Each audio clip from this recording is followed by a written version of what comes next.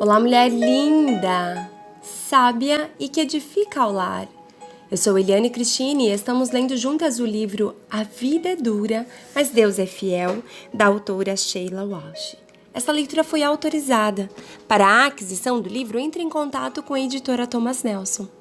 Leitura número 8. Imagens ofuscadas. Pai, eu oro pela amiga que me ouve. Ajude a nos olhar com os teus olhos de amor.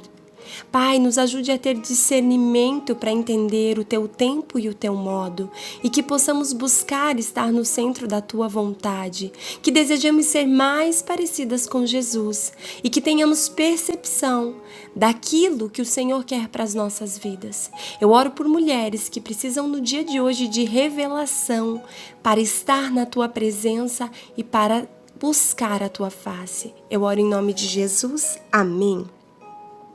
A vida mudou completamente para todos nós. Não me lembro de muitas coisas do ano seguinte. Tudo estava mudado, nada era certo e a vida passou a ser confusa. Preso em seu corpo debilitado, meu pai jamais pronunciou uma única palavra. Comunicava-se com barulhos incompreensíveis. Ele conseguia se deslocar com a ajuda de uma bengala, mas na maior parte do tempo parecia muito fraco. Como a maioria das crianças pequenas, eu rapidamente me adaptei ao estado do meu pai. Às vezes sentava-me em seu colo e lia para ele os meus livros infantis, contando-lhe tudo o que havia feito durante o dia. Acreditava que meu pai ainda me amava e ainda me entendia. Mas com a passagem do tempo, meu pai deixou de ser um refúgio acolhedor e carinhoso e passou a agir de uma forma fria e imprevisível. Começou a sofrer algo que eu chamava de tempestades cerebrais, que o deixaria furioso e lhe davam a força de 3 homens. Mais tarde, quando a tempestade se acalmava, ele percebia o que havia feito. Ficava então sentado com o rosto apoiado nas mãos e chorava como uma criança. Por alguma razão, toda a sua raiva se voltava sempre contra mim, nunca contra o Francis ou o Stephen. Às vezes olhava para mim como se me odiasse. Eu não sabia o porquê. Eu tinha apenas 4 anos e achava que havia algo muito errado comigo, caso contrário não olharia assim para mim.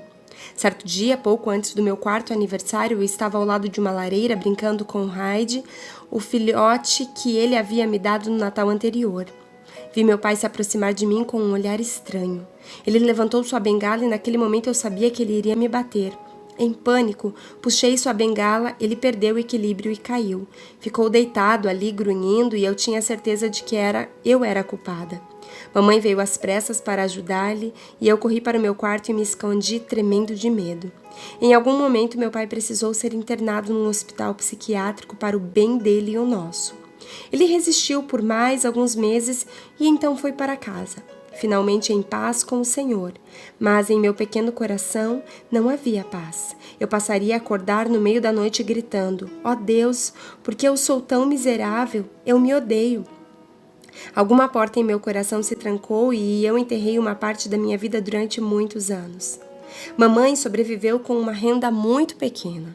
Sozinha, com 3 filhos, com menos de 7 anos, a oração da minha mãe passou a ser: Deus, oro para que eu viva bastante para ver Francis, Sheila e Stephen crescerem e aprenderem a amar e a confiar em Ti. É tudo o que eu peço de Ti. Sem renda, minha mãe decidiu que deveríamos voltar para Ayr, aonde ela havia sido criada, e passar a morar em um council house, casa de conselho do governo. Um lar que pessoas de baixa renda conseguiriam alugar.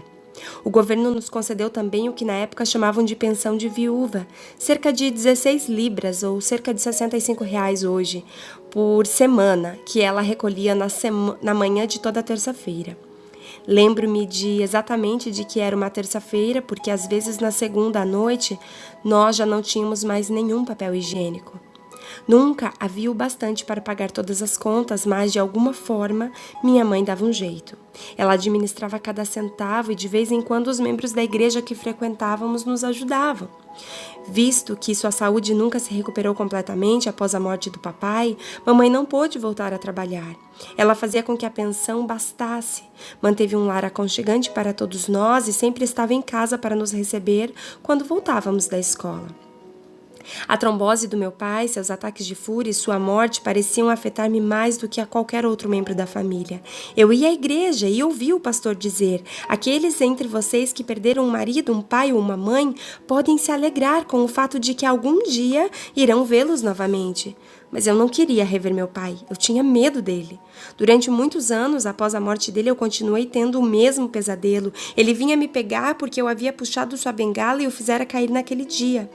Muitas vezes acordava no meio da noite, molhando meu travesseiro com lágrimas. Eu fui sonâmbula até os 16 anos. A pequena garota alegre e extrovertida se transformou em uma menina solitária, retraída e introvertida. Eu jamais perdia minha mãe de vista e ficava do seu lado sempre que possível. Minha família acreditava que eu jamais voltaria a ser normal, que jamais me aventuraria sozinha mundo afora e que sempre teria medo. A única exceção foi minha mãe. Ela se ajoelhava e orava: Deus, tu és maior do que esta situação, que teu nome seja glorificado na vida da minha filha. Nossa mãe foi uma inspiração incrível para todos nós. Ela acreditava que Deus providenciaria o necessário e ela orava por aquelas necessidades com sua fé simples. Ela nunca se amargurou ou se irritou com Deus por causa do fardo que precisou carregar. Ela era uma rocha para a nossa família e sua fé nos manteve fortes. Ela sabia que Deus é fiel. Além do aqui e do agora. Muitas vezes é difícil enxergar além das circunstâncias atuais.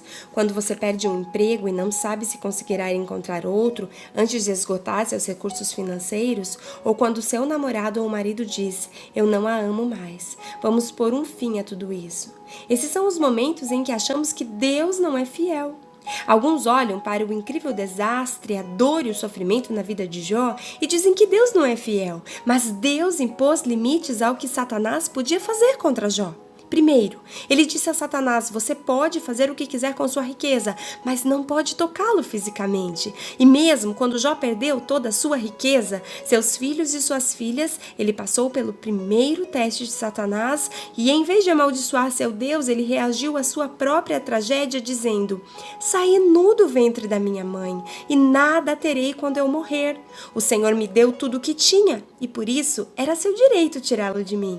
Mas Satanás não gosta de perder nenhuma batalha por nossas almas. Quando voltou ao trono de Deus, ele pediu mais um teste. Um homem dará tudo para salvar sua vida. E disse: toca seu corpo com doenças e ele te amaldiçoará na tua presença.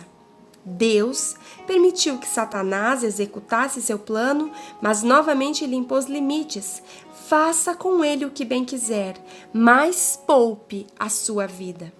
Deus impôs limites às provações de Jó e creio que ele impõe limites também às nossas provações. As Escrituras dizem: Deus é fiel. Ele não permitirá que vocês sejam tentados além daquilo que podem suportar, mas quando forem tentados, Ele lhes providenciará um escape para que o possam suportar.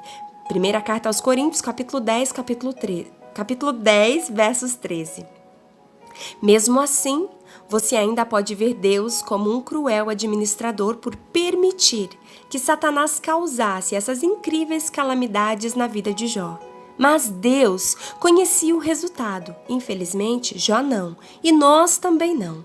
Muitas vezes desejamos saber o resultado das nossas vidas. Veríamos o arco-íris no final das tempestades. Eu nutri esse desejo mais tarde na minha vida quando acreditava não dar mais conta da incrível carga horária do 700 Clube durante a semana, que era o canal de TV que a Sheila gravava, e as viagens pelo país inteiro para fazer shows no fim de semana.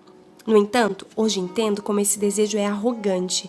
Queremos ser como Deus e provavelmente seríamos tentados a alterar o curso de nossas vidas tomando decisões diferentes. Acho que não vou me casar com esse cara, pois ele me fará sofrer tal coisa, ou não aceitarei este emprego, pois me demitirão de qualquer jeito durante a próxima recessão. Às vezes fico imaginando se não foi este o desejo de conhecer o futuro que levou Eva a fazer o que fez. Ela queria ser igual a Deus, queria ser sábia. Será que também queria conhecer o futuro? Talvez. Entendo hoje que é uma bênção não saber o que nos espera. Se eu tivesse previsto os anos entre aquele tempo e hoje, os dias em que fiquei internada em virtude de uma severa depressão, o ano seguinte em que tentei continuar com a minha cura e entender como poderia voltar a servir ao Senhor e descobrir quem eu era após deixar de apresentar o Clube 700, eu poderia ter sofrido uma depressão que teria me destruído. Mesmo se tivesse visto a promessa na minha vida no fim do túnel, será que eu teria forças para sobreviver àqueles anos? Eu não sei. E se tivesse tido as forças, Deus não teria tido a oportunidade de ver como sua serva Sheila reagiu a esse teste em sua vida. Eu teria continuado porque sabia que Deus é fiel. No início, Jó permaneceu fiel em sua fé num Deus fiel, mesmo sem ver o arco-íris no final da tempestade. Quando sua esposa, exasperada, quis desistir de tudo em seu desespero e disse: "Amaldiçoe Deus e morra", Jó respondeu: "O quê? Devemos sempre receber apenas coisas agradáveis das mãos de Deus e jamais algo desagradável?"